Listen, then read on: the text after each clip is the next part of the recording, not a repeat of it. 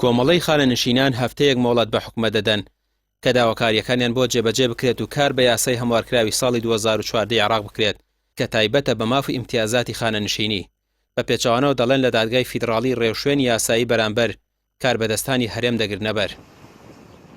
وەک سەرجەم ناوچەکانی تری عێراق ئەمڕۆ 22/11/2023 و بۆ دوجار پەیاممان بە بەڕێزان سەرۆکی حکوومەتی هەرێم و وەزیری دارایی ڕادەگەێنین چونکە کاتی خۆی ئەمە سکاڵاکەمان لەو دوو بەڕێزە کردووە لە وەزیفەکەیان.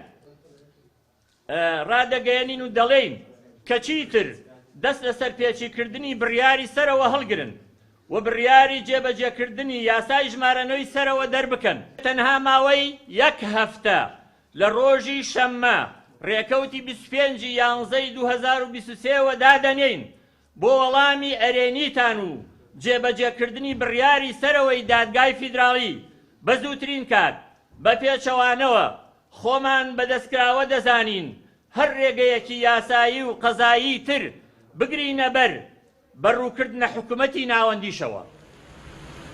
تا ئێستا هەرێم کار بە یاسای ژمارە 27 ساڵی 2006 دەکات کە دەوترێت نادەستوریە و هەڵوەشاوەتەوە.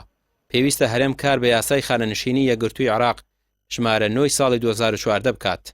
یاسایەکەی بە ناوی یاسای خانەنشینی ژمارە 27 ساڵی 2006 ئەمە یاسایەکە حکوومەتی ناوەند هەمواری کردووە بە ژمارە بە یاسای ژمارە 9 ساڵی 2014. ئەمە کۆمەڵی ئیمتیازات و کۆمەڵی بژێوی ژیانی تایە بۆ خانەنشینان.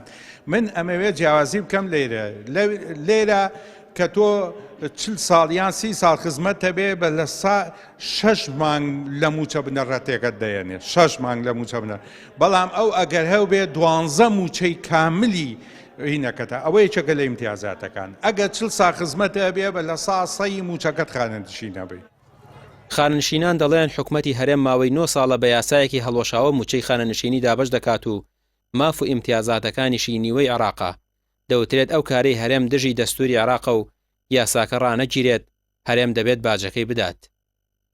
ڕامیار عوسمان، کەناڵی پێام، سلێمانی.